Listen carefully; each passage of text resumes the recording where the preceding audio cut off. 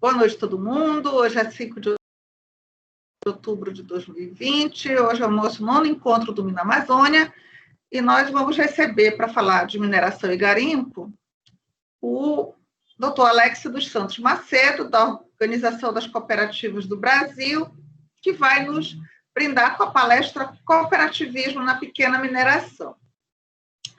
Eu vou fazer uma pequena introdução, compartilhar aqui a minha tela, para que a gente possa...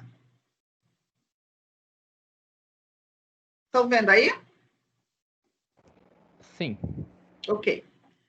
Então, nosso webinário do Grupo Mina Amazônia, eu sou Ana Elizabeth Reimão, professora Alice Tupiaçu, e vamos receber o nosso convidado, mas antes vou falar um pouquinho sobre o aumento do preço do ouro e do garimpo na Amazônia, que é uma coisa que vem chamando a atenção desde o ano passado, mas especialmente a partir agora da busca de investimentos mais seguros nesse meio ambiente, nesse momento de instabilidade trazido pela pandemia. Então, como a gente pode observar aqui nesse gráfico, a onça Troy do ouro em dólar aumentou do início do ano passado de $1.291,75 para algo em torno de $1.968,63, que representa, desde o início do ano, janeiro de 2020 até o final do mês de agosto, um crescimento de mais de 33% no preço do ouro em dólar. Como em reais ainda temos uma grande desvalorização da nossa moeda, então, em janeiro de 2020, esse dólar custava R$ 195, um grama de ouro custava R$ 195,96, e ontem, né, dia 2/10, na última cotação disponível, antes de eu fazer esse slide, dia 2/10, R$ 347, ou seja, a gente observa claramente aqui uma tendência de crescimento nesse período de pandemia, que está muito associado à busca de segurança dos investidores, essa corrida do ouro. Quais são os efeitos dessa alta expressiva na cotação do preço do ouro? Em primeiro lugar, uma valorização do preço das ações das empresas de mineração. E a segunda, que nos interessa especificamente aqui nessa reunião, é uma corrida aos garimpos na Amazônia. Por exemplo, tomando o caso aqui dessa empresa, Kinross, que é uma das maiores produtoras de ouro do Brasil, em operação na mina Morro do Ouro, em Paracatu, no noroeste de Minas Gerais, nós tivemos um aumento de 45% do preço das ações dessa empresa, que em janeiro de 2020 custava em torno de $4,76, para um valor superior a $6, quase $7 em final de abril, né? Uma tendência de alta na cotação das ações dessas empresas, ou seja, uma valorização de mercado dessa empresa que retrata, que capta, né, um pouco o aumento do preço do ouro que tem ocorrido em toda a economia. Então, aqui, ó, se a gente pegar uma visualização gráfica desse fenômeno, a gente vê uma alta bem acentuada, principalmente depois de abril. O caso de uma outra empresa que também atua no mercado de ouro do Brasil, principalmente ali na região de Nova Lima e também em Crixás, Goiás, que é a Anglo Gold Ashanti, nós temos também, encerrando o 4º trimestre do ano passado, com alta do preço das suas ações, o que foi aumentado a partir de janeiro de 2020, quando as suas ações estavam cotadas em torno de $6,50 em termos de dólares australianos, passando para mais de $7 em final de abril, ou seja, uma valorização de 17%. Então, se a gente pensar nisso, no mundo hoje que os investimentos não estão rendendo quase nada, quando a gente observa esses percentuais, isso é bastante representativo, e aqui, de novo, a gente pode visualizar graficamente esse aumento expressivo do preço das ações, principalmente quando a pandemia ela foi declarada a partir de março, né, pela OMS. Outra consequência disso, e aqui eu tomo como base uma informação capturada com a Procuradoria Regional da República, a primeira região, Ministério Público Federal, a gente observa, por exemplo, uma série de invasões a terras indígenas e uma série de um movimento, uma pressão muito grande dos garimpos. Por exemplo, Covid-19, TRF determina a retirada de garimpeiros de terra indígena Yanomami, lá em Roraima. Então, essa é uma notícia aqui de julho de 2020, o que evidencia essa corrida garimpeira. Outra notícia que evidencia essa corrida garimpeira é a denúncia dos índios Munduruku de garimpo ilegal em suas terras, também baseada aqui em informações do Ministério Público Federal.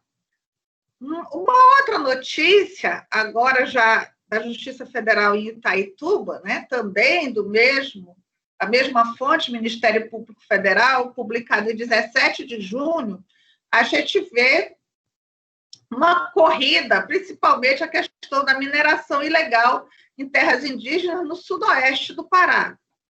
Esse caso aqui é da região de Itaituba.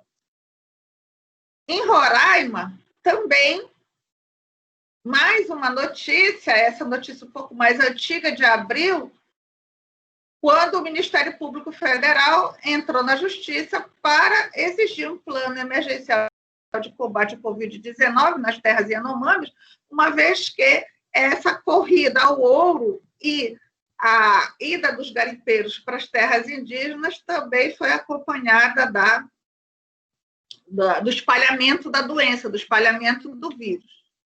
Mais uma notícia, essa aqui bem recente, já de setembro de 2020, que reforça essa argumentação, que é também operações da Polícia Federal com respeito à operação de garimpo ilegal no Pará, isso aqui na região do Alto Tapajós e no sudoeste do Pará. Fora outras notícias da imprensa, por exemplo, semana passada, não sei se vocês ficaram tomando conhecimento, mas houve um deslizamento no Amapá que matou 3 pessoas num garimpo na região próximo a Calçoene, no norte do Amapá, que está sendo investigado também pelo Ministério Público do Trabalho. E fora a denúncia das ONGs, né? O caso aqui do Greenpeace, que denuncia 72% do garimpo em áreas protegidas na Amazônia, também a questão do desmatamento, também uma reportagem aqui dessa revista de publicação nacional, né, em agosto, mostrando esse avanço da atividade garimpeira na Amazônia, e também aqui grupos de pesquisa, esse caso aqui é um grupo de pesquisa do Amazonas, que também estuda a questão do espalhamento do vírus da Covid-19 em terras Yanomami. Então, feita essa introdução, que o objetivo era a gente falar um pouquinho dessa corrida, desse aumento do preço do ouro e dessa corrida garimpeira, eu quero convidar aqui para nos apresentar o resultado da sua pesquisa, o doutor Alex dos Santos Macedo, que vai falar aqui para nós de cooperativismo na pequena mineração. O Alex é analista técnico e econômico da Organização das Cooperativas no Brasil e doutor em administração pela Universidade Federal de Viçosa, em Minas Gerais. Muito obrigada, Alex. Professora Beth, eu que agradeço o convite. É uma honra falar desse tema, e em especial nesse contexto que a gente está vivendo de pandemia e como você bem trouxe em relação a, a esse contexto de uma nova corrida ao garimpo e a mineração. Então, esse é um tema que está cada vez mais sensível e falar de cooperativismo nesse ambiente é uma perspectiva interessante. A gente sabe que não é através do cooperativismo único e simplesmente que a gente vai conseguir amenizar e trazer soluções para os problemas que alguns que você elencou, mas é uma possibilidade. Hoje eu vou falar um pouco especificamente sobre o cooperativismo na pequena mineração. Só me apresentando um pouco, eu trabalho na OCB, que é a Organização das Cooperativas Brasileiras. Minha graduação é em Gestão de Cooperativas pela Federal de Viçosa. O mestrado em administração, e no mestrado eu estudei os desafios da operacionalização da atividade mineral em cooperativas, e eu fiz o mestrado na Universidade Federal de Lavras, e no doutorado eu fui estudar um pouco mais a questão relacionada ao poder público e até a efetividade de algumas ações, só que voltado mais à saúde pública. Eu fui tentar entender um pouco sobre a efetividade do programa Mais Médicos, e eu acho que essas duas temáticas, apesar de não parecerem coincidentes, revelam um pouco do desafio da atuação do Estado em efetivar políticas públicas e, no caso específico da pequena mineração, um deles. Então, estou na OCB, eu atuo na gerência técnica e econômica da OCB. Eu já vou explicar um pouco mais o que é a entidade, mas eu trabalho atendendo as demandas específicas das cooperativas na pequena mineração. Então, são cooperativas minerais que estão atuando no cooperativismo em específico. Então, eu vou falar um pouco do cooperativismo na pequena mineração e qual é esse desafio de conseguir efetivar e trazer uma mineração responsável e que traga melhorias para os garimpeiros e também para as comunidades. Então, só para organizar um pouco a ideia aqui, eu vou falar nessa apresentação, dar um panorama bem rápido sobre o cooperativismo no mundo, para depois voltar ao Brasil e falar especificamente da pequena mineração e como que o cooperativismo se insere nesse ambiente, e tentei trazer também nessa apresentação um recorte do cooperativismo mineral na Amazônia, para no fim falar um pouco do sistema OCB, a nossa atuação nesse segmento específico. A gente sabe que é um desafio gigantesco frente aos problemas que são multifacetados e não é um problema exclusivo de algum ou outro setor, é um problema que envolve, e já de antemão eu quero deixar aqui uma reflexão e um ponto de partida, que quando a gente fala em cooperativismo, pequena mineração e cooperativas minerais, a gente tem que entender que o problema do garimpo no Brasil não é um problema específico do garimpo e um problema específico da mineração, é um problema do Estado, da sociedade, que precisa olhar com interesse, que precisa olhar com políticas públicas, com uma série de ações voltadas ao cooperativismo e à pequena mineração. Então, só para explicar e deixar isso, acho que um pouco mais nítido em relação a isso, que o problema do garimpo não é só um problema de polícia, não é só um problema da mineração, porque se a gente olhar por esse ponto de vista, a gente vê que a solução está restrita a esse ambiente. E a gente sabe que não está restrita só a esse ambiente, que envolve uma série de outras ações, esferas políticas, de políticas públicas, de desenvolvimento regional, de integração nacional, e uma série de questões que fogem um pouco do ambiente da pequena mineração e da mineração, mas que é importante fazer esse recorte para a gente continuar nesse entendimento da relevância do cooperativismo nesse contexto. Quando a gente fala de cooperativismo ao redor do mundo, a gente tem 1,2 bilhões de cooperados, são mais de 280 milhões em postos de trabalho, ou seja, de que gera as cooperativas, são 3 milhões de cooperativas, ou seja, de empreendimentos de diversos segmentos, desde segmento de trabalho, agropecuário, crédito, na área de saúde. E as cooperativas em 150 países, elas são muito importantes para gerar oportunidade, não só de trabalho, mas de inserção econômica, inserção social, de valorização do trabalho. E é importante a gente ter um pouco em mente que as cooperativas, quando surgiram, principalmente as cooperativas mais modernas, no contexto da Inglaterra, surgiram num contexto de crise, pós-revolução industrial, e a gente tem também que nas cooperativas da pequena mineração, no garimpo, as cooperativas também surgem, muitas das vezes, num processo de fiscalização, de autuação, ou de uma recomendação, ou de um termo de ajustamento de conduta que é colocado pelo Ministério Público ou por algum outro órgão. Então, em vias, às vezes, de um processo de repressão, de fiscalização, os garimpeiros se organizam para fazer frente àquele processo em cooperativas para tentar formalizar a atividade. Então, as cooperativas, de alguma forma, nascem de um ambiente de incerteza, de escassez, de restrições, e no caso da pequena mineração, isso não é diferente. No Brasil, como que está o cenário atualmente com dados nossos do Anuário do Cooperativismo Brasileiro? A gente tem hoje mais de 6.800 cooperativas que congregam 14,6 milhões de cooperados e geram mais de 425 mil empregos. E quando a gente fala em cooperativas minerais, que são o setor que a gente tem aqui, a gente tem 95 cooperativas registradas no sistema OCB. Essas 95 cooperativas oportunizam renda, trabalho, oportunidade de formalização das suas atividades para quase 60 mil cooperados, e aí aqui esses cooperados são garimpeiros, pequenos mineradores, e essas cooperativas, de alguma forma, também geram 177 postos de trabalho formal atualmente. E quando a gente faz essa classificação, esse segmento em ramos, em nichos, aqui a gente não está, essa é só uma classificação interna nossa da OCB para facilitar o nosso processo de articulação, de organização dos negócios, não tem nenhuma classificação legal essa perspectiva de ramo, é só uma classificação interna do sistema OCB para compreender melhor e atuar melhor de forma mais específica de acordo com os nichos daquele segmento econômico. E quando a gente fala em sistema OCB, o que é o sistema OCB?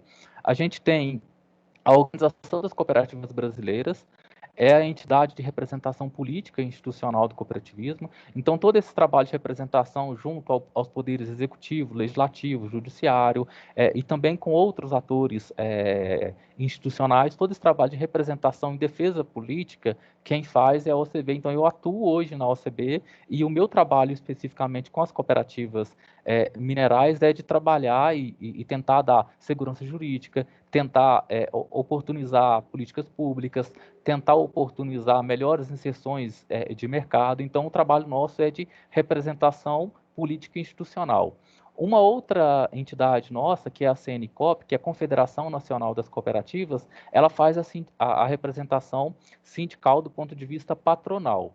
E nós temos, dentro do sistema OCB, também o SESCOP. O SESCOP é o Serviço Nacional de Aprendizagem do Cooperativismo, é uma entidade do Sistema S, como o SEBRAE, SESI, SENAI.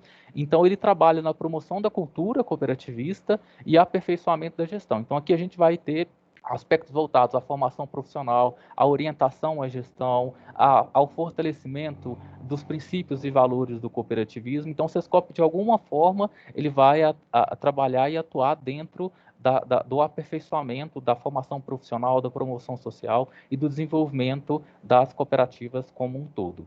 E como que nós estamos hoje em termos de representação nos estados? A gente tem unidades em todos os estados, mais o Distrito Federal. Então, por exemplo, em Belém a gente tem o sistema OCB Pará, que está aí. No Amazonas a gente tem também o sistema OCB Amazonas, no Acre, Rondônia, enfim, todos os estados da federação a gente tem uma representação nossa que atua localmente, que dá todo o suporte, e vou dizer que dá não, que tenta oferecer o suporte, que tenta levar assessoria, que tenta levar representação, que tenta levar uma série de oportunidades para que aquelas cooperativas consigam se desenvolver e consigam ter uma inserção mercadológica interessante e que possa fortalecer o cooperativismo. E a gente sabe que o Brasil tem uma diversidade geográfica, regional, muito expressiva. O cooperativismo na região norte, apesar de ter um desenvolvimento nos últimos anos, ainda não é tão desenvolvido quando a gente tem, em termos de volume, de faturamento, de arrecadação, que outros estados têm. Então, as nossas unidades também da própria região norte têm uma dificuldade em função de orçamento, pessoal, tem uma questão que é regional, do ponto de vista geográfico, o acesso a uma série de que também é um pouco mais longo, isso também acaba dificultando um pouco o acesso às cooperativas como um todo. E quando a gente entra já na pequena mineração, eu acho que a provocação inicial da Beth foi muito relevante nesse sentido, de mostrar essa evolução no preço e como que isso está trazendo uma nova corrida aos garimpos, uma nova corrida tendo em vista a valorização do metal. E uma reflexão que fica para a gente é pequena mineração para sempre informal. E quando a gente traz isso, eu fui buscar alguns dados para a gente entender melhor essa relação entre o cooperativo, não entre o cooperativismo, mas essa relação da pequena mineração de uma atividade informal e muitas das vezes ilegal. E o ilegal aqui a gente está falando de mineração em unidades de conservação que é restrita à atividade mineral e também em terras indígenas. Esse é um dado da Rede Amazônia de Informação Socioambiental georreferenciada, que é a RAISG. Ela mostra, eu tirei esse dado hoje, que existem na Pan-Amazônia, que engloba 6 países no ecossistema florestal, mais de 2 mil pontos de mineração ilegal e em 200 áreas, e somam mais de 200 áreas. E isso está, quando a gente olha essas figurinhas aí que está do ponto de vista de uma cor mais, do ponto de vista alaranjado e até a verde seria unidade de conservação, florestas nacionais, flonas, o que há alguma restrição em alguma medida à mineração em suas áreas. E as terras vermelhas seriam, essas áreas vermelhas seriam terras indígenas.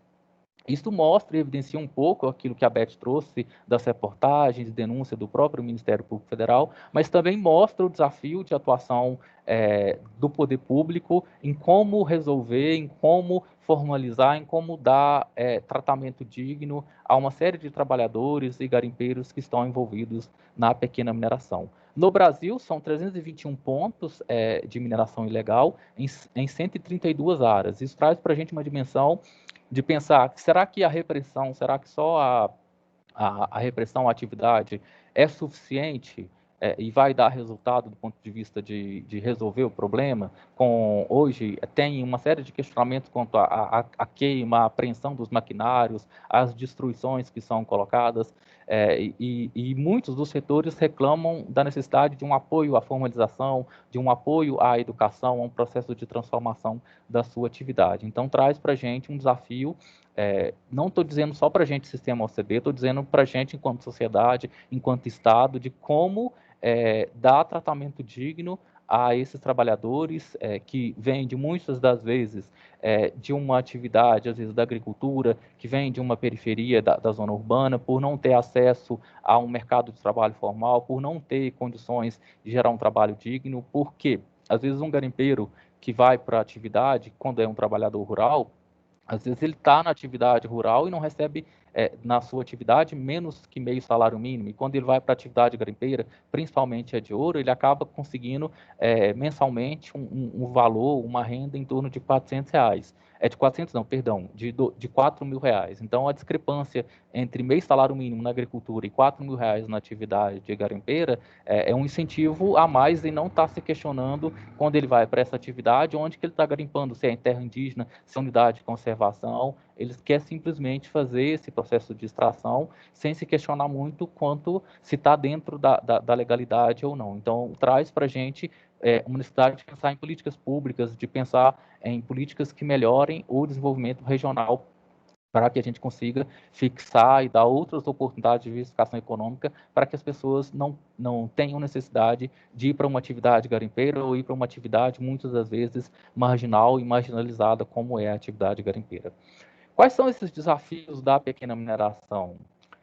Esse é um relatório final dos desafios socioeconômico e ambiental da pequena mineração, que ele é recente, de 2018, e tem, é claro, algumas atualizações, mas ele traz para a gente algumas evidências que são, acho que, muito sensíveis. Um primeiro é a demora no avanço dos processos burocráticos. Muitos reclamam dessa demora, desse processo burocrático, que ele é muito lento, há muitos caminhos na legislação, há muita burocracia para se conseguir o processo de formalização. Então, esse é um entrave à atividade formal regular. O tempo de aprovação dos requerimentos junto à ANM também é um entrave para os negócios, chegando em algumas das vezes a paralisar operações e o andamento das lavras. Eu vou mostrar mais à frente um pouco o dado a respeito de qual é esse tempo de aprovação dos requerimentos. Muitos dos mineradores informais têm vontade de se regularizar, mas aqui falta uma política pública de orientação, de incentivo por parte dos órgãos competentes. Os órgãos fiscalizadores, como eu já coloquei, muitas das vezes são vistos como punitivos e não como orientadores das melhores práticas a serem seguidas, então falta essa presença vou dizer que não só órgão, por exemplo, IBAMA, ICMBio ou outros atores, secretarias estaduais de meio ambiente ou outras secretarias que têm atuação na pequena mineração, mas também o poder público local, os municípios com as suas secretarias, para dar orientação das melhores práticas a serem seguidas na pequena mineração. Existe uma preocupação quanto no processo de fiscalização, quais seriam os procedimentos que os fiscais adotariam e como esse procedimento ele pode gerar ou não, a depender do fiscal, uma multa ou um embargo da sua operação. Um outro desafio é que os órgãos, de alguma forma, têm uma dificuldade de se comunicar, especialmente quando é necessário, por exemplo, solicitar anuência de outros órgãos para aprovação de requerimentos. Por exemplo, um órgão mineral que precisa de uma solicitação do órgão ambiental para a licença. Então, não há uma integração e uma comunicação entre eles.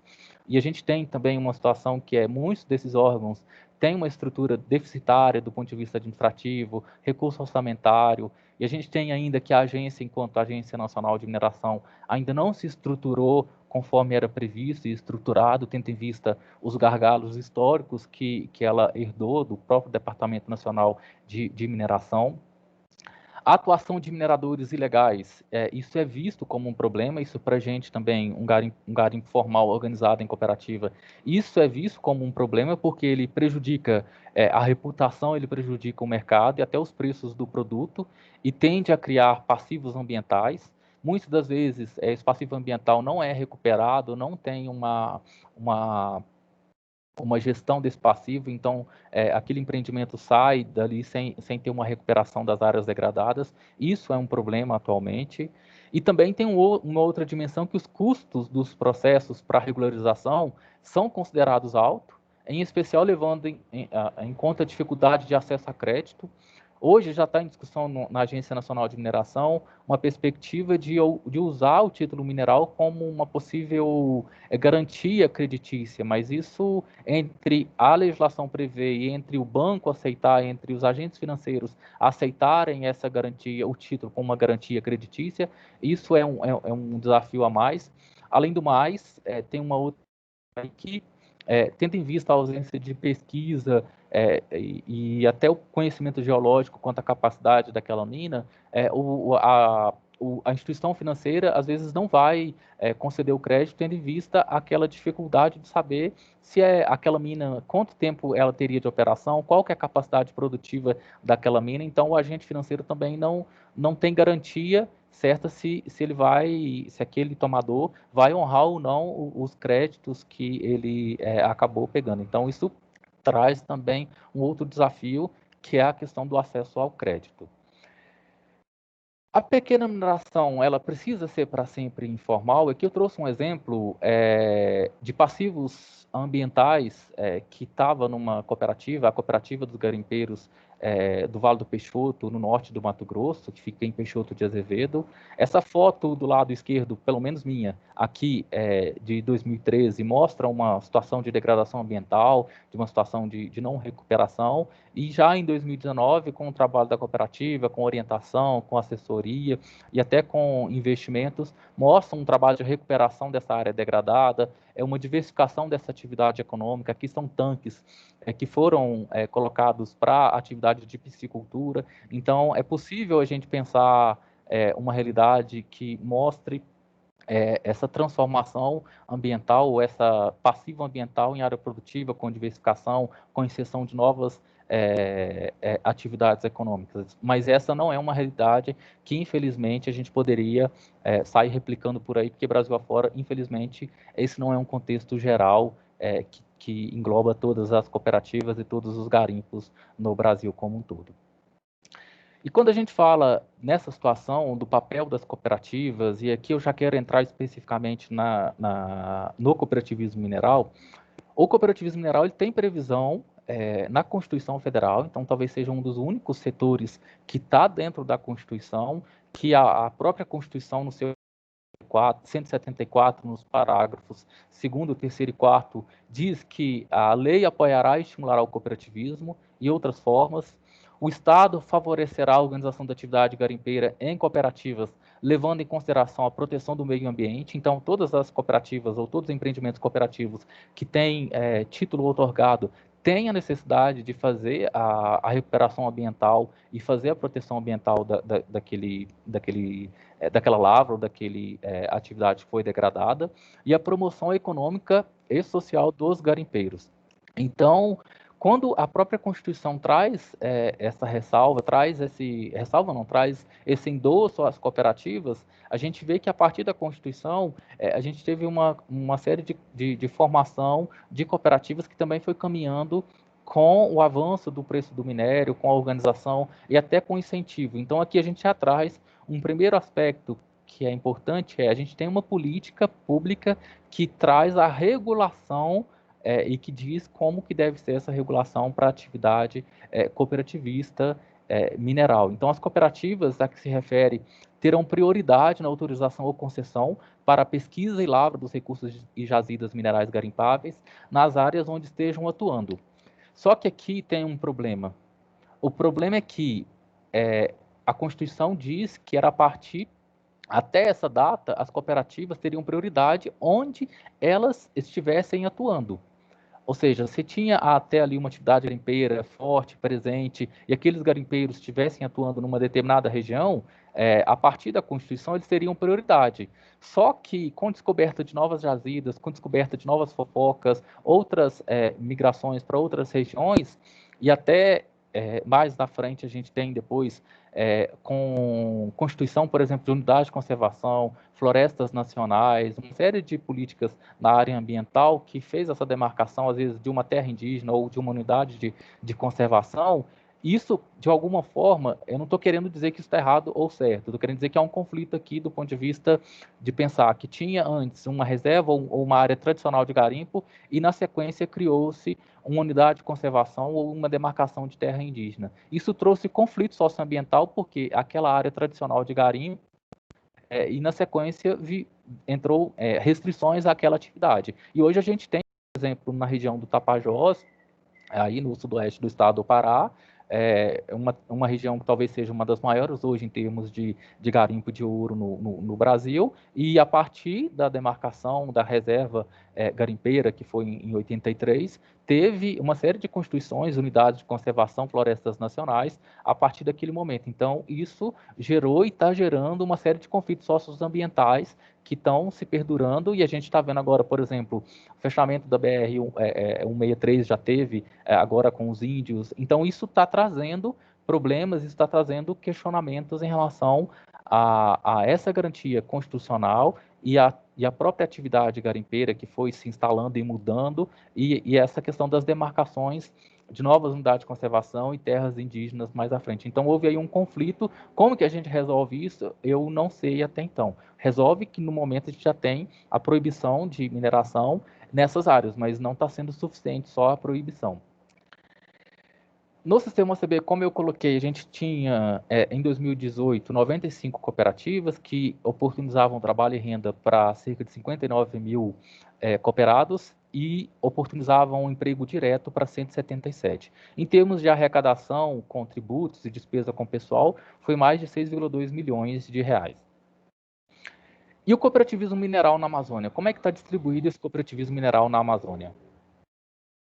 A gente tem na Amazônia, legal, são 77 cooperativas, 56 mil cooperados e 73 funcionários. No estado do Pará são 29 cooperativas, 47 mil cooperados e 19 empregados. Rondônia, que é o segundo estado com maior volume de cooperativas, tem 18, e o número de cooperados é um pouco e é bem menor. Amapá vem na sequência com 14 e Mato Grosso com 11 cooperativas. E quando a gente pensa a cooperativa mineral, e aqui eu quero me delongar um pouquinho mais em relação a esse ponto, quando a gente pensa, e o próprio Estado pensou a constituição de cooperativa, ele pensou ela como um aspecto que auxiliaria e oportunizaria uma série de melhorias socioeconômicas aos garimpeiros, ao desenvolvimento ambiental. Então, o primeiro ponto que o Estado imaginou quando incentivaria e organizaria o garimpo em cooperativas foi facilitar a formalização da atividade garimpeira. E vocês muito bem sabem que só formalizar, só eu constituir uma pessoa jurídica, organizar aqueles garimpeiros numa cooperativa, não é suficiente para que ele consiga um acesso ao título mineral, para que ele consiga ter acesso a uma série de questões, mas é um primeiro passo. Então, a formalização, só a constituição da pessoa jurídica e a organização daqueles garimpeiros numa cooperativa, por si só, não resolve o problema. E aí aqui eu já entro num primeiro ponto, um primeiro aspecto importante em relação à formalização, os desafios da formalização. Segundo uma auditoria do Tribunal de Contas da União, que foi de agora, recentemente, de acordo com o acórdão 1837 do TCU, a mediana, o tempo médio aí para que a Agência Nacional de Mineração e o antigo DNPM outorgasse uma permissão de lavra garimpeira, que é o principal título outorgado às cooperativas minerais, demorava em média, em termos medianos, aí, 526 dias ou 1,46 anos para que houvesse essa outorga. E esse tempo, às vezes, não é suficiente ou os próprios garimpeiros não conseguem esperar, tendo em vista a necessidade de sustento das suas famílias, de sustento dele mesmo. Então, isso traz um desafio a mais, o tempo de outorga desses títulos. E entre o tempo médio expedição de declaração de aptidão e juntada da licença ambiental pelo órgão ambiental, geralmente é em torno de 12,5% do tempo que a Agência Nacional de Mineração demora para poder outorgar aquele título. Então, isso traz um desafio em relação à formalização, que é o tempo dos processos para que haja outorga, para que, de fato, aquele garimpeiro, através da cooperativa, possa ter direito a um título mineral para que, de fato, ele consiga ter autorização para fazer a extração do título que ele almeja extrair. Uma outra perspectiva, quando o Estado incentivou e pensou as cooperativas minerais, seria a necessidade ou a oportunidade que as cooperativas minerais teriam acesso ao crédito. Então, a partir da formalização da atividade, acessando os títulos, ela teria acesso ao crédito. Eu já coloquei, conforme já o estudo anteriormente citado, esse desafio de acesso ao crédito.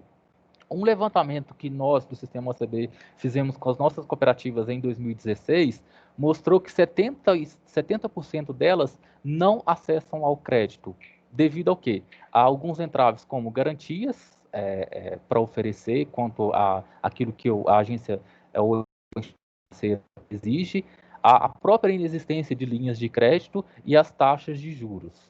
Uma outra perspectiva é que as cooperativas, ao se formalizarem, ao organizarem, teriam acesso às políticas públicas. E aqui eu acho que é muito importante dizer que a gente já tem política pública regulatória. E essa política pública regulatória, ela é muito válida, ela é muito relevante para pensar e ter uma regulação para a atividade. Só que falta ainda políticas públicas voltadas ao fomento, à orientação, a outro tipo de política pública que não só a regulatória. No nosso levantamento que a gente fez, 90% das nossas cooperativas não acessam políticas públicas nem no âmbito federal, estadual e nem municipal. E pensando no nível federal, o TCU, no relatório, no acórdão, mostrou que tanto do Ministério de Minas e Energia quanto da Agência Nacional de Mineração, antigo DNPM, há ausência ou há insuficiência de políticas públicas para o setor. Isso torna o processo, o desafio ainda maior. Uma outra perspectiva é que, ao se organizarem em cooperativas, os garimpeiros teriam acesso à capacitação, teriam acesso à orientação, à assessoria. Só que falta capacitação no seguinte sentido: na gestão administrativa, na gestão dos seus processos e procedimentos internos, falta capacitação voltado à fidelização do quadro social. E quando eu falo aqui fidelização do quadro social, a gente sabe que o garimpeiro ele é nômade, a depender de uma fofoca ou de um boato, ele migra para uma outra região. Então a gente tem necessidade de trazer e conseguir fidelizar aquele garimpeiro à própria cooperativa e também a necessidade de fixar aquele garimpeiro naquela região com mais oportunidade de trabalho, com mais diversificação da atividade econômica, e também há uma necessidade de desenvolver as cooperativas do ponto de vista ambiental e mineral. Um outro ponto é que a cooperativa formalizada, o Estado entendeu que ela teria acesso a facilitaria o controle quanto à comercialização, facilitaria o controle quanto à arrecadação dos tributos, e a cooperativa conseguiria também organizar melhor a comercialização dos produtos, dos minérios extraídos pelos cooperados. E a gente tem uma questão que é 55% das nossas cooperativas, elas não comercializam a matéria-prima dos seus associados. Isso tem uma previsão legal no Estatuto do Garimpeiro que permite que o próprio garimpeiro faça a comercialização direta no mercado do seu produto. Está lá essa permissão. Isso traz um desafio a mais para as cooperativas em como garantir que esse minério que está sendo comercializado pelo seu cooperado, informando o título mineral que pertence à cooperativa, como que aquele minério de fato está sendo extraído do título e da área da cooperativa e não de uma área irregular ou ilegal, como uma terra indígena, uma unidade de conservação. Por quê? Qual é o receio disso? Da cooperativa está sendo utilizada como um mecanismo para esquentar ou para dar um caráter legal a um minério extraído de áreas não legalizadas. Então, o desafio também das cooperativas é ampliar essa base de comercialização dos seus associados, que esse produto passe por dentro da cooperativa e que ela consiga, a partir dessa comercialização por dentro da cooperativa,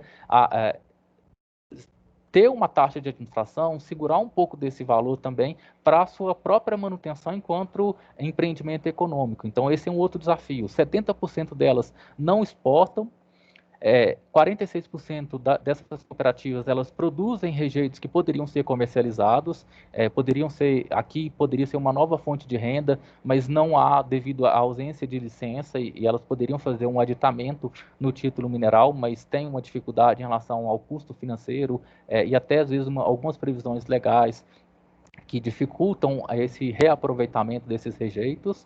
Tem um outro desafio, e aqui que não é só das cooperativas, e desafio da comercialização é do Estado brasileiro, pensar a rastreabilidade dos que são extraídos, como que a gente garante a origem daquele minério, que ele não está vindo de uma atividade lícita, que ele não está vindo de uma unidade de conservação, de uma terra indígena, que ele não está sendo utilizado para financiar tráfico, para financiar uma série de outras atividades ilícitas. Então, esse desafio não é só do sistema cooperativista, mas é do Estado brasileiro, de como garantir essa rastreabilidade e para onde vai esse dinheiro, e de onde vem esse dinheiro e o que esse dinheiro também alimenta. Então, esse é um desafio que não se restringe só a nós, sistema cooperativista. E um outro desafio é a da tributação. Às vezes, quem paga o tributo, às vezes a cooperativa ela não é a primeira adquirente, porque ela é um intermédio ali com o mercado do próprio cooperado. Mas acontece que, em determinadas situações, o primeiro adquirente, que é um externo, está repassando esse custo, esse tributo para a cooperativa, tendo em vista que ele deveria ser, como o primeiro adquirente do minério, pagar, às vezes, a CEFEM ou algum outro imposto que incide sobre aquele minério. E um outro desafio é como que essa atividade cooperativista pode garantir um desenvolvimento sustentável da pequena mineração. E esse desafio está relacionado também à gestão ambiental, com tecnologias. Aqui você tem, ele é fundamental nesse processo para a gente pensar tecnologias, pensar novas formas e maneiras de extrair que degradem menos o meio ambiente, reaproveitem mais o minério extraído. E também um desafio a mais aqui é pensar a diversificação econômica. Ao fim daquela jazida, daquele garimpo, o que será daquela comunidade? Para a gente não ter desertos, para a gente não ter não vou usar o termo minério dependência aqui, mas é porque isso está muito relacionado às nossas cidades lá em Minas, que eu sou de Minas também, e até de outras cidades, mas para que a atividade garimpeira ou as cidades não sejam dependentes só do garimpo e consigam diversificar suas economias com inserção de novas atividades produtivas, valorizando outras atividades econômicas daquela região. Então, esse esse slide mostra para a gente um pouco do desafio, não só do sistema cooperativista mineral, mas mostra um desafio do Estado brasileiro, que se a gente conseguir ter uma melhor formalização, acesso a crédito, políticas públicas, capacitação, melhorar o processo de comercialização, sem dúvida, a gente tem a perspectiva de conseguir um desenvolvimento sustentável e melhorar as economias locais e fixar melhor e ter um desenvolvimento melhor para as regiões do nosso Brasil. Eu não quero me alongar muito, mas só para dizer um pouco aqui em relação aos títulos minerários de cooperativas, quais são esses títulos minerários de cooperativas? A gente tem, em termos hoje, com dados de março de 2013, março de 2020, 2.737 títulos minerários de cooperativas no Brasil. E aqui eu estou falando não só as que hoje estão receber as 95, mas também outras que, juntando as nossas e as outras cooperativas, dá 234 cooperativas hoje no Brasil que têm títulos minerários ativos. E a grande maioria, 54% deles, é de ouro, e o restante, os outros também estão na cassiterita e vem outras substâncias minerais. Aqui eu trago um outro gráfico aqui para mostrar um pouco a evolução das cooperativas com os títulos minerários ativos e o preço do ouro, e eu trouxe esse dado só até 2019. Isso mostra para a gente um pouco que a gente tem quase uma estabilidade em crescimento do número de cooperativas com títulos minerários ativos no Brasil anualmente, mas a gente tem que à medida que a gente tem um processo de avanço e melhoria no preço do ouro, hoje, como a Beth colocou, o ouro está valendo quase R$ 350 o grama no Brasil. E isso está havendo uma corrida, uma nova busca por títulos minerários, e isso não é só de cooperativa, mas também de outros empreendimentos. E o que isso vai significar para o Estado brasileiro em termos de orientação, assessoria, controle, rastreabilidade desse título? Então, quando a gente faz essa correlação entre o título ativo e o preço do ouro, a gente vê que há uma correlação positiva de 0,76. Então, quando a gente uma elevação do preço do minério, a gente vê também uma busca pela regularização, pela uma obtenção do título minerário em cooperativas. E esse outro mapa mostra para a gente aqui um pouco em relação aos desafios da atuação e a concentração dos municípios com títulos minerários ativos no Brasil. E a gente pode ver que há uma concentração, como eu coloquei no mapa dos garimpos da atividade mineral ilegal, a gente tem essa concentração cada vez mais forte na Amazônia, e o sudoeste do estado do Pará mostra essa concentração também bem forte, bem expressiva. E em termos de títulos, a gente tem que no estado do Mato Grosso é o que tem uma maior concentração de títulos ativos, 825, Pará vem na sequência com 572, Rondônia 452 e Amazonas 216. Então mostra esse desafio de ter essa gestão, são municípios distantes, às vezes geograficamente, com condições e carências diversas, e eles têm uma atividade garimpeira cada vez mais presente nos seus territórios. Então, mostra esse desafio de conseguir também desenvolver essas atividades nos territórios, em especial da região amazônica. Falar um pouco da atuação nossa do sistema OCB. Como que a gente faz essa representação institucional e política? A gente tem um conselho consultivo das cooperativas minerais, que elas são indicadas pelos estados, os representantes, ou presidentes, ou dirigentes das cooperativas são indicados pelas unidades estaduais, e a gente tem reuniões, 2 pelo menos no ano, para fazer e definir plano de ação, o que a gente vai fazer. A gente teve um trabalho para tentar entender um pouco mais, através do projeto de sustentabilidade mineral, um diagnóstico para entender quais eram os desafios das cooperativas no âmbito operacional, contábil e tributário. Tem visitas técnicas, a gente participou também do GT de Lavra Garimpeira do Ministério de Minas e Energia e da Agência Nacional de Mineração para discutir como aprimorar o regime de permissão de lavra garimpeira. Participamos em audiências públicas, contribuímos no seminário Guia para Governos, Gestão da Mineração Artesanal em Pequena Escala. Participamos daquele relatório de auditoria do Tribunal de Contas da União, a gente participou da discussão da matriz e dos achados daquela auditoria, a gente fez contribuições, ponderações aos achados daquela auditoria do TCU. E aqui a gente tem alguns programas que é mais específico do SESCOP, que é programas de acompanhamento da gestão, que ele visa, de alguma forma, tentar entender como e o quanto que aquela ao mercado em relação às questões societárias, ou seja, do ponto de vista legal, a Lei 5764, e quanto aos princípios e às boas práticas de trabalho. A gente tem uma média de aplicação, se a gente for olhar, de quase 20 por ano, depois de 2016, e a média, ele gera um índice, ele calcula um índice, e a gente tem que esse índice, de alguma forma, ele não está muito bom, porque o índice como se a gente pensasse assim, a conformidade daquela cooperativa, né? A gente tem uma conformidade relativamente baixa, menos de 50% de conformidade, enquanto a média nacional, em 2018, ficou em 65%, e a média do estado do Pará ficou em 44%. Só para a gente ter uma dimensão desse índice, desse programa de acompanhamento da gestão das cooperativas que a gente tem. E aqui são alguns materiais que a gente fez, eu vou encaminhar essa apresentação para vocês, para que vocês possam ter acesso ao diagnóstico do ramo mineral, ao guia de transporte do ouro que a gente desenvolveu e uma orientação sobre o acordo de Minamata. Então, diante de toda essa exposição, eu me despeço por aqui, fico à vontade também para outros questionamentos e quero deixar aqui o registro e agradecer a oportunidade de falar desse tema que é tão sensível, tão complexo, mas tão empolgante para a gente poder pensar em como que o Estado brasileiro pode oportunizar se a gente ter uma atuação com políticas públicas, com orientação, acesso, uma série de ações para, de fato, conseguir desenvolver o cooperativismo e a pequena mineração. Então é isso, gente. Muito obrigado.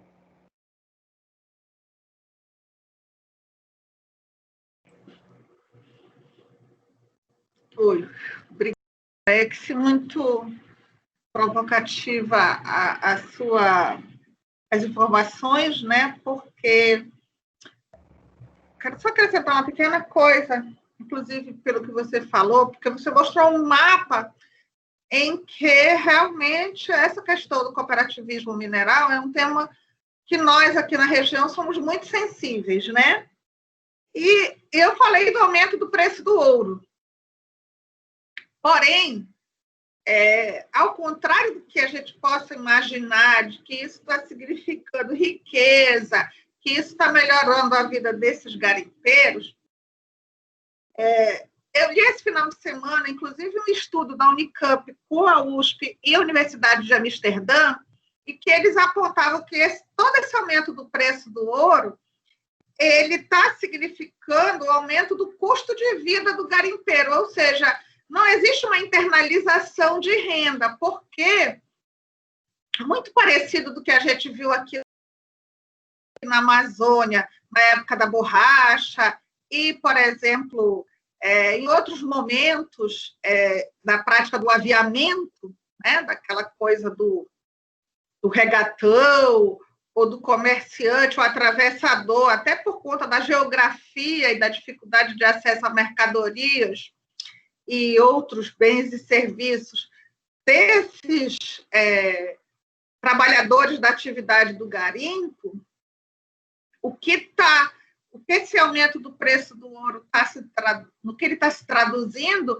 é no aumento do custo de vida e ele, na ponta, esse trabalhador que está exposto e que vive toda essa realidade aí que você apresentou, ele não está conseguindo se apropriar da renda gerada pelo aumento do preço. E a gente tem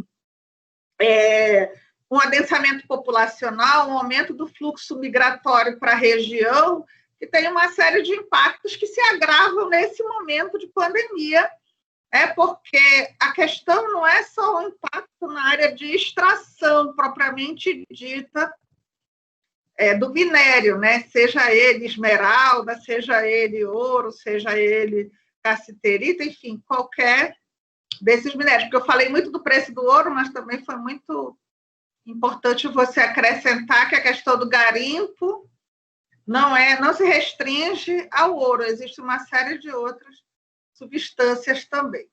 Enfim, mas quero convidar a nossa audiência para que a gente possa conversar um pouquinho sobre esse tema e aproveitar a presença aqui do Alex.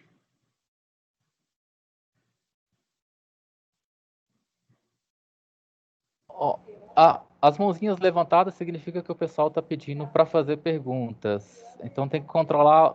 Quando a gente for mostrar participantes, professora Beth, se você quiser controlar, aí você mostrar participantes, você vai ver quem está com a mãozinha pedindo a palavra. Tudo bem, você pode controlar para mim, Alex, porque eu não sou. Como a gente está improvisando aqui no Teams, eu não conheço muito bem, mas eu acho que é o Sena. Aí eu não sei quem é o SK. Sena, a Luciana e a Suzy. A Suzy Cury. Enfim. Luciana, acho que é o Sena pela ordem aqui. Posso falar? Fica à vontade, claro.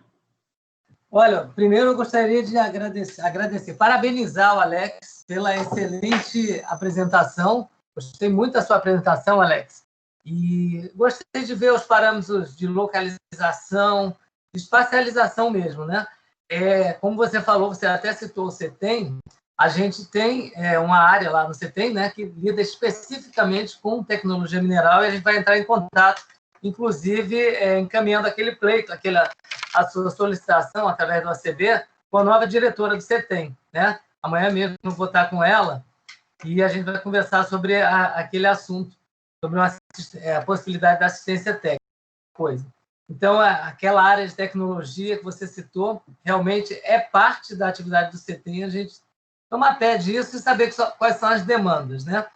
E em relação à atualização da base cartográfica, da base geoespacial, eu gostaria depois de ver com você, mas com calma, que a gente está tendo sempre contato, mas só registrar que vai fazer parte do nosso trabalho, junto com o Grupo Mina Amazônia, né? O Ecomin e o Mina Amazônia, alguns parâmetros, né, de análise territorial sobre essa área. Acho muito importante, inclusive em relação aos conflitos, né? Que são conflitos territoriais que envolvem a superposição de áreas, né? E da gente poder, de certa forma, identificar e fazer algum estudo analítico que sirva realmente para essas comunidades e especificamente para esses grupos organizados. Mas, mais uma vez, eu gostaria de dar os parabéns pela apresentação. Obrigado. Obrigado. Acho que pode ser 3 por vez, que aí eu tento responder para dar mais dinamicidade ao processo. Acho que agora seria a Suzy ou a Luciana. Suzy, por favor. Hoje não. Parabéns, Alex. Eu gostei muito de tu teres partido da Constituição para mostrar que, dentro da ordem econômica, a atividade cooperativa ela é estimulada pelo Constituinte, né? Isso, de uma certa forma, dá uma abertura muito grande para essa economia compartilhada. Então, era uma coisa que eu queria te elogiar. Eu queria te perguntar 2 coisas. A primeira, acredito que a única cooperativa, pelo menos que eu conheço, mas tu deves conhecer melhor, que tenha sido, entre aspas, beneficiada com aquele artigo da Constituição que manteve as atividades garimpeiras em mineração, foi a do Serra Pelada. Então, eu queria te perguntar sobre essa cooperativa de Serra Pelada, por que ela não deu certo, enfim, o que tu achas que aconteceu e se ela foi realmente uma das beneficiadas, digamos assim, pela Constituição. E também queria te perguntar, porque realmente essa questão do cooperativismo, a gente percebe que falta muita informação para os associados, os cooperados. Então, a gente também tem alguns casos em que nós pensamos em cooperativas na cadeia de valor do açaí, em outras cadeias de valor locais, em que a maior dificuldade, até mesmo para conseguir uma identificação geográfica, a maior dificuldade é você fazer com que haja essa compreensão acerca do cooperativismo. Então, queria te ouvir sobre essas 2 coisas. Obrigada. Acho que agora é a sua vez, Luciana. Oi, Alex, tudo bom? Oi, Lu. Tudo bem? Suzy, Beth, eu peço desculpas a vocês, porque eu estava com muito problema para acessar a plataforma. Eu só não estou mais triste, porque eu já assisti a apresentação, né, Alex, aquele dia. Então, eu só não estou mais triste, mas deu para assistir uma parte hoje também. Alex, eu queria só reforçar uma questão que o Sena já tinha colocado, né? A tua apresentação ela é muito rica para a gente, Alex. Desde o primeiro momento que você apresentou, eu queria todos os teus dados, eu queria todo o teu material, eu queria tudo que você apresentou para a gente, porque é muito rico, né? Eu tenho pouca pesquisa sobre isso, então você tem muitos dados que me ajudariam a avançar em muitas coisas que ainda estão nebulosas para mim. E aí, Alex, eu queria saber se tu tens nessa teu escalonamento de dados sobre os títulos, eu queria saber se tu tens por ano para mim. Olha só, a pessoa fazendo encomenda para os outros, né? Eu estava querendo ter uma ideia de quando esses títulos foram concedidos e em que momento político, Alex. Porque essa questão da atribuição de títulos para as cooperativas, elas sempre tiveram alinhada a decisões muito mais políticas relacionadas à questão de apoio eleitoral, pelo menos na teoria aqui para a gente, que a gente acaba levantando. Então, eu queria saber se isso é real, né? Em qual é o momento, em que ano a gente atribuiu esses títulos, e em que período, né? Como é feita essa negociação? É uma parte da pesquisa que eu faço, então, se tu tivesses isso por ano, tu ias me ajudar muito, tá? Uma outra pergunta que eu tenho é exatamente o ponto que o Sena chama a atenção. Como nós temos muito conflito fundiário, especialmente no estado do Pará, tanto na situação de garimpos, mas em várias outras atividades produtivas, a gente tem que enfrentar a questão da falta de delimitação precisa e também da sobreposição de áreas de proteção ambiental. Então, acho que a minha pergunta é muito parecida com a do Sena, mas eu queria só saber se tu tens mais dados ainda detalhados para me fornecer, que tens me ajudar muito. Alex, parabéns, a sua pesquisa é muito boa, é muito importante que você venha aqui para a gente, para desmistificar esse tema. Muitas coisas eu tinha um outro olhar, e depois da tua exposição você me ajudou muito, então eu quero te parabenizar e te agradecer por estar aqui com a gente, viu? Eu que agradeço, professora, e Suzy e Sena pelos questionamentos. Acho que, começando pela ordem aqui das perguntas, Sena, de fato, essa inserção tecnológica, essa atualização tecnológica vai ajudar muito a gente, talvez, reduzir e ter um melhor aproveitamento minerário para que a gente degrade menos o meio ambiente. Então, esse é um ponto que a gente precisa avançar e essa é uma necessidade real do setor, não só das cooperativas, mas da pequena mineração. Essa é uma realidade e uma necessidade real para a gente poder avançar nesse ponto. Um outro, em relação aos conflitos territoriais, e já respondendo parte da pergunta da Luciana, esse é um desafio brasileiro, porque se a gente for pensar o estado do Mato Grosso, Pará, eu acho que a região norte e a centro-oeste, específico, quando a gente teve um processo de territorialização, de ocupar para não perder, vamos assim dizer, aquilo que a ditadura colocou, e essa transferência dessas terras para fazendeiros ou outro tipo de atividade, até hoje que a gente tem um processo de grilagem, uma série de questões que envolvem, o que a gente tem hoje de realidade, e assim, eu não tenho um dado preciso para dizer isso, mas o que a gente tem é que muitas das vezes, ouvindo bases, ouvindo regiões, eu falo isso por alguns contatos que eu tive com o pessoal do sudoeste do estado do Pará, na região de Itaituba, muitos colocam que a própria outorga do título ou a entrada na ANM ou com um processo de pesquisa mineral ou com uma licença ambiental tem sido utilizado como uma perspectiva, pelo fato de não ter uma demarcação da terra, tem sido utilizado como um instrumento para, na sequência, eu buscar a demarcação daquela terra. Então, esse conflito, ele existe, esse conflito, ele é real e é um conflito fundiário que a gente já viu chacinas, mortes, conflitos, e essa é uma dificuldade para muitos dos garimpeiros e das cooperativas regularizarem os seus títulos, porque às vezes precisam de fazer um contrato de parceria com o proprietário do solo, só que o proprietário do solo não tem anuência ou não tem averbação daquele terreno. Então, como é que ela vai entrar e precisa protocolizar esse documento junto à ANM? Então, como é que ele vai regularizar um título? Não que ele não queira, mas ele esbarra nesse processo, às vezes, de não ter um título mineral outorgado para poder conseguir ter o título mineral. Então, esse é um outro problema, e eu não sei como a gente resolve se não tiver uma demarcação, se não tiver... Eu não sou um pesquisador dessa área fundiária, enfim, eu não sei como resolve, mas se a gente não tiver um processo de demarcação e de reconhecimento, inclusive de terras indígenas, inclusive de outras áreas tradicionais de garimpo, desde a Constituição a gente não tem demarcação de reserva garimpeira. Então, aí também mostra esse desafio de demarcar reservas garimpeiras na sequência. E aí, indo para a segunda pergunta da Suzy,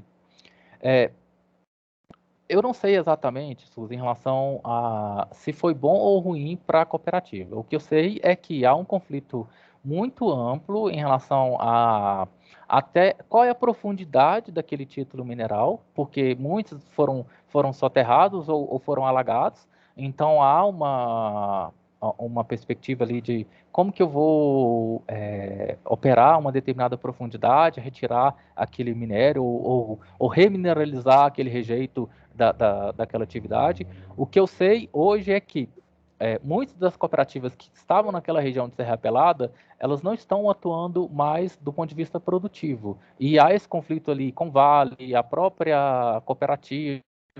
Há um conflito judicial aí gigantesco para ver quem fica ou não com aquele título. Há conflito, inclusive, entre os próprios associados da cooperativa para ver quem vai ter acesso ou não, quem era anteriormente garimpeiro da própria Serra Pelada, que é remanescente daquele processo, para dizer assim, não, eu tenho acesso, eu tenho a indenização desse processo. Então, assim, eu não sei se isso foi positivo ou negativo. O que eu sei é que a Constituição incentivou o cooperativismo mineral como uma alternativa à Serra Pelada. Isso é o que foi colocado e o que está posto. A partir daí, a gente não tem... a gente tem algumas normas, na sequência a lei da PLG, o Estatuto do Garimpeiro, agora, mais recente, com a própria atualização do Código Mineral, mas a gente não caminhou nas outras esferas e necessidades que precisaria avançar.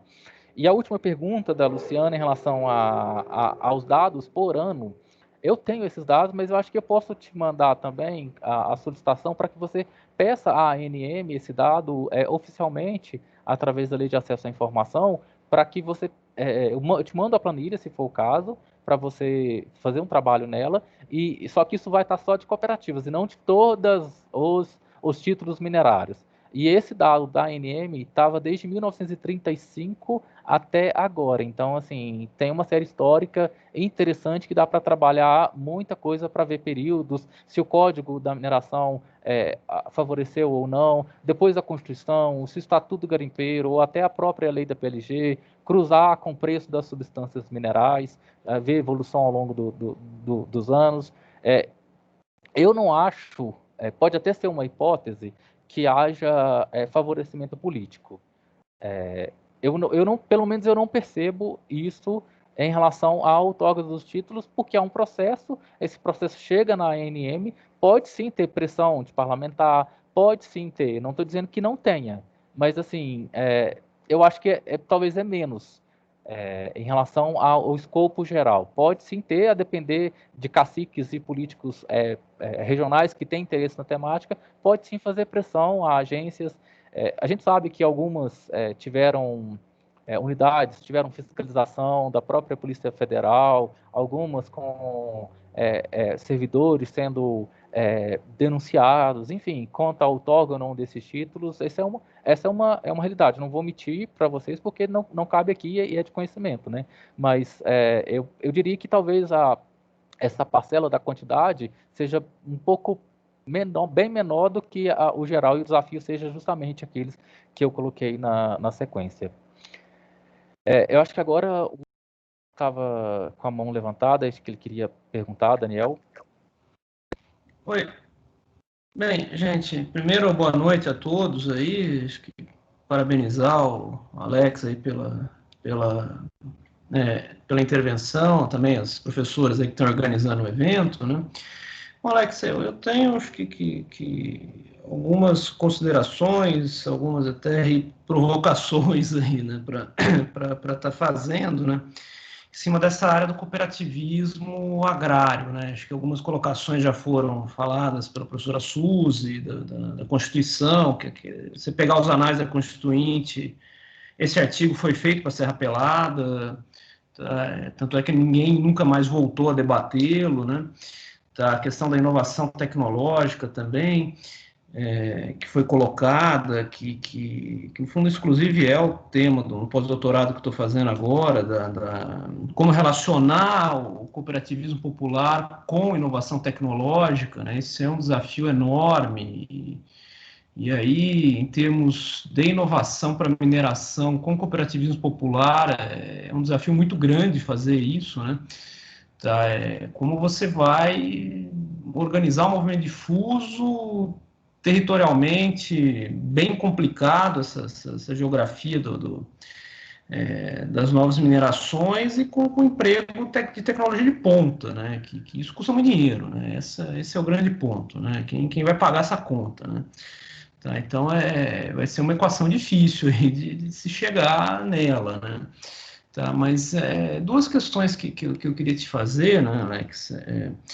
Primeiro, voltada ao próprio desenvolvimento local, né? Acho que você chegou a mencionar isso uma forma não diretamente, mas menciona, né? Ou seja, isso, como você está vendo a questão do desenvolvimento do cooperativismo minerário a partir de pequenos empreendimentos, né? Que eu queria espremer um pouquinho aí para você falar um pouco mais desse ponto aí, né? Afinal, como é que você vai desenvolver a questão local, né?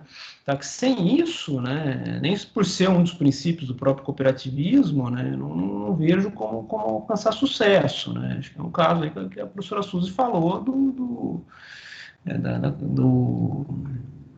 açaí no Pará, né? Isso aí eu tive acesso, né?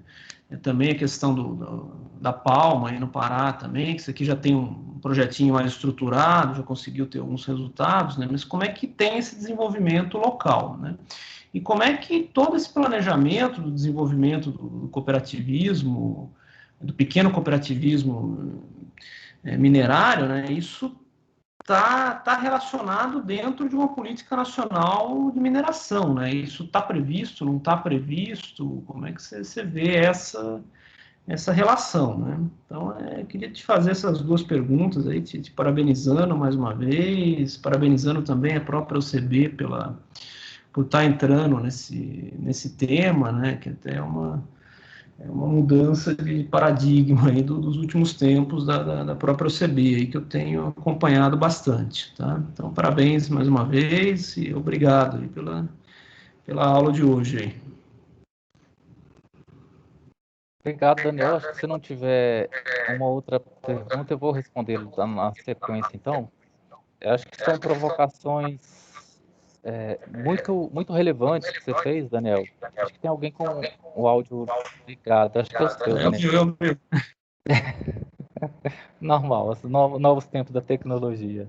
Mas acho que vou começar pela última pergunta que você fez em relação à política nacional para a pequena mineração, né? Assim, a OCB, ela tem feito, e obrigado por esse reconhecimento, eu acho que é um desafio enorme para nós, enquanto sistema OCB, também atuar nesse tema, porque a gente tem, como eu coloquei no início, unidades estaduais, a gente não atua localmente. Quem atua é as nossas unidades. Nós estamos falando aqui da OCB Nacional. A gente tem unidades estaduais que estão nos territórios, que vão dar suporte, mas a gente tem problemas também em relação à estrutura de administração, à estrutura física, pessoal, orçamento para desenvolver ações nos territórios, e é um setor que, devido a todas essas questões, tem uma baixa arrecadação. A gente sobrevive também da arrecadação que é paga ou com base na folha salarial ou com base na contribuição de acordo com o capital ou o patrimônio daquela cooperativa. Então, tem aí uma limitação, inclusive nossa, financeira. Mas em termos de, a gente tem buscado, a gente tem feito reuniões, estruturado com as unidades estaduais políticas, diretrizes de atuação com esse setor. Então a gente tem feito e buscado desenvolver internamente como que a gente pode, dentro da nossa capacidade de governança, resolver os nossos problemas. Esse é um primeiro ponto que a gente tem buscado fazer e fazer isso junto com as cooperativas. Enquanto política nacional para a pequena mineração, agora no programa para mineração, que o governo federal lançou recentemente, então, uma semana atrás, ele traz formas de incentivar as cooperativas na pequena mineração, ele traz ali algumas linhas gerais, mas entre essas linhas gerais que está na perspectiva e entre um plano de ação, com orçamento, com metas, com desenvolvimento, eu posso te dizer que nesse momento ainda não temos um plano de governo e um plano do Estado brasileiro para desenvolver a pequena mineração. A gente, infelizmente, não tem. Essa é a realidade. Como eu coloquei, 90% das nossas cooperativas não acessam política pública. Não acessa não é porque não tem, não acessa porque não quer, porque não tem uma política pública hoje voltada à pequena mineração. A gente tinha no passado o programa de extensionismo mineral, a gente tinha algumas outras políticas, mas essas políticas não estão acontecendo. Se você entra, por exemplo, na Agência Nacional de Mineração para olhar o orçamento do órgão para o setor, não tem um orçamento voltado ao fomento, à estruturação da pequena mineração. Se você entra, por exemplo, no Ministério de Minas e Energia, o orçamento da área de desenvolvimento sustentável, que seria, em tese, a área que daria o suporte a desenvolver a pequena mineração no Brasil, o orçamento não passa anualmente de R$300 mil. Então, o que você faz com R$300 mil frente a essa realidade toda? Então, eu diria que a gente não tem orçamento, primeiro, a gente não tem uma política pública, a gente tem hoje uma construção de diretrizes e atuação que pode vir a ser que se transforme numa política pública, a gente tem, de alguma forma, um incentivo tácito da Presidência da República à atividade garimpeira, a gente sabe os desdobramentos que está causando no dia a dia, nos garimpos, nos conflitos com em terras indígenas, agora com a questão da Covid. Então, e com o aumento do preço do ouro, isso tem se traduzido em mais conflitos, como a própria Beth mostrou no início. Então, essa é uma realidade e eu acho que não cabe aqui ninguém, nem eu, nem a OCB. Enfim, essa é uma realidade posta para nós enquanto sociedade brasileira. Como que a gente vai olhar e dar atenção e pedir ou exigir que se tenha programas e políticas públicas e articulação interinstitucional, não só entre governos, mas com outros atores e organizações da cadeia produtiva para a gente conseguir dar respostas a esse problema. Por quê? E aquilo que a Beth colocou e que anteriormente havia colocado, que esse recurso não está ficando de fato nas comunidades, esse recurso não está ficando de fato com os pequenos garimpeiros, alguém está se apropriando desse recurso. Então, como desenvolver o cooperativismo de um ponto de vista local, eu acho que é a gente fazer com que o recurso fique na região e conseguir exigir que, do ponto de vista tributário, a gente tenha uma melhor tributação e consiga arrecadar os tributos para aquele local, não haja evasão de divisas. Esse é um primeiro ponto. Só que, para isso, o que a gente precisa fazer enquanto Estado? Melhorar o processo de comercialização. A gente tem ainda nota fiscal manual. Como é que a gente vai garantir uma comercialização transparente, que seja rastreável, com nota fiscal manual? A gente não tem hoje um cadastro nacional de garimpeiros eletrônico que você saiba em tempo real quanto que aquele garimpeiro ou aquela empresa está comercializando. A gente não tem esse controle do ponto de vista do poder público. Então, a gente tem um desafio aí que é controlar a arrecadação. E sem esse recurso ficar na comunidade, a gente dificilmente vai ter um processo de desenvolvimento local que seja, de fato, agregador, que não deixe os passivos ambientais para trás, que não deixe nas mãos de poucos aquele recurso. A gente tem, por exemplo, algumas regiões que conseguiram, por exemplo, Peixoto de Azevedo, não sei se você conhece, mas a região norte do estado do Mato Grosso, conseguiu, através da própria COGAVEP, Pode ter as ressalvas e questões que eu acho que são válidas de serem colocadas, mas conseguiu organizar a atividade garimpeira, os municípios conseguiram ampliar a arrecadação de CEFEM, conseguiu trazer uma maior dinamicidade, os garimpeiros não migram muito mais como acontece em outras regiões, a própria cooperativa está conseguindo diversificar a atividade com piscicultura, fruticultura, replantio de árvores, isso está gerando também outras oportunidades de trabalho. Então, quando a gente pensa isso, eu acho que a gente tem que pensar em tecnologia, tem que pensar em diversificação econômica das atividades e pensar também parcerias públicas e privadas e essa articulação interinstitucional com diversos atores dessa cadeia para a gente conseguir, de fato, dar uma resposta, porque eu não vejo hoje que a gente esteja, de fato, conseguindo desenvolver as comunidades, muito pelo contrário, talvez a gente esteja deixando um passivo e uma herança maldita para trás, vamos assim dizer, como no jargão da mineração. Bom, Alex, super obrigada pelos seus ensinamentos. Realmente são grandes desafios. Eu vou ler o comentário da Maria Amélia aqui no chat. Ela me mandou mensagem que está sem microfone e câmera, até ela já saiu da reunião, mas eu queria registrar que ela te parabeniza pela apresentação e mostra que fala que você, na sua exposição, nos mostrou que existe uma agenda imensa de ações inacabadas e que existe uma grande importância desse extensionismo mineiro, né, no sentido de minimizar lacunas e transformar essa riqueza em um ativo de sustentabilidade mesmo, porque de fato, a gente vê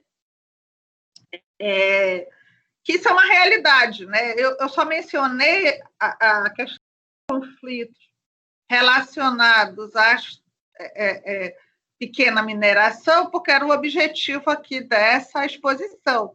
Mas se a gente lembrar da semana passada, quando a professora Natália, os seus alunos estiveram aqui, tem a questão de várias empresas também, né? Que também foram atraídas para cá por conta das reservas auríferas, né? E, portanto, desse aumento, dessa valorização do preço do ouro, e tudo isso se traduz em conflitos, no caso agora específico da Covid, em risco de propagação da doença, né? Uma grande corrida, adensamento populacional e, como eu já disse, resultados que não se restringem só à área da extração mesmo, mas que tem impacto para toda a dinâmica regional. Por outro lado, eu acho muito importante você citar esse exemplo aí do Mato Grosso, porque também nos dá uma esperança, né? Para a gente não ficar assim, só enfatizando nas coisas ruins, negativas, que envolvem a discussão desse tema, esses grandes desafios. Mas, assim, esse caso positivo, esse exemplo positivo, acho que a gente tem que ressaltar, conhecer e aprender essas lições que essas experiências positivas podem nos ensinar. Então, eu queria perguntar se tem alguma manifestação mais, mas já te agradecer novamente por tudo, né? Inclusive, o convidado da reunião gravou a reunião, enfim, a gente ficou meio atrapalhada porque essa ferramenta nova eu tenho dificuldade. Mas é isso, te agradecer de novo e agradecer toda a nossa audiência que ficou com a gente até agora, a participação aí das perguntas, enfim. Obrigada, que agradeço, professora, pelo convite. Acho que a gente vai aprendendo com as tecnologias em relação a esse processo. E dizer assim que o problema, como eu disse na fala introdutória, o problema não se restringe à cooperativa nem a garimpo.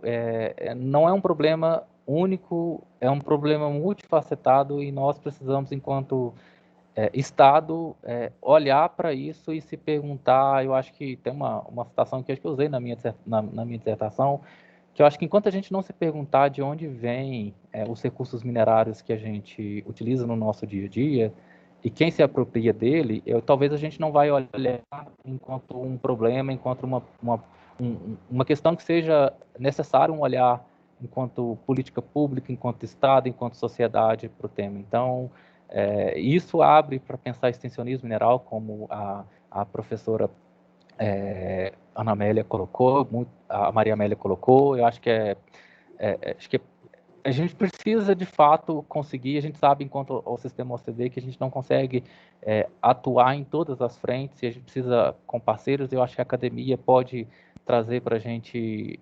Eu convido vocês a estudar o cooperativismo mineral, a nos trazer respostas a alguns questionamentos que a gente tem, do ponto de vista jurídico, do ponto de vista da efetividade dessas atividades, quão elas contribuem ou não para o desenvolvimento econômico. Eu acho que a academia pode nos ajudar a responder isso, para que a gente possa avançar e encontrar argumentos, defesas e posicionamentos para que a gente faça um debate público quanto ao tema. Então, quero aqui, mais uma vez, deixar isso registrado e agradecer pela oportunidade de discutir uma temática tão sensível, mas relevante. Bom, gente, nossa próxima reunião está programada para o dia 19.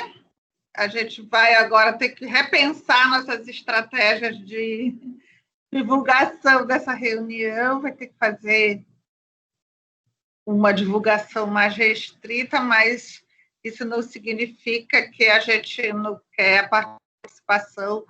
Estou vendo aqui 17 heróis que conseguiram, mesmo mudando de endereço, mudando todas enfrentando todas as dificuldades, agradecer todo mundo. Fernando me mandou ali no particular como evitar esses problemas. Eu vou até estudar isso aí, Fernando. Agradecer Sena, professor Daniel, minhas colegas aqui do Mina Amazônia, enfim. E, mais uma vez, muito obrigada à Organização das Cooperativas do Brasil por ter licenciado para participar aqui desse evento, falar em nome da organização. E, de novo, Alex, muito obrigada pelos seus ensinamentos e material que sempre disponibiliza para a gente, pela parceria que, na verdade, o Mina Amazônia, com o CETEM, Recomim, nossas redes de relacionamento têm desenvolvido. Muito obrigada a todos. Obrigado, gente. Eu que agradeço. Tchau, tchau, gente. Boa noite para vocês. Vamos encerrar nossa reunião. Obrigada. Tchau, gente. Tchau, gente. Obrigada, Alex. Valeu muito. Obrigado a você, Luciana. Tchau, boa noite a todos. Tchau, Muito Luiz. Boa obrigada. noite.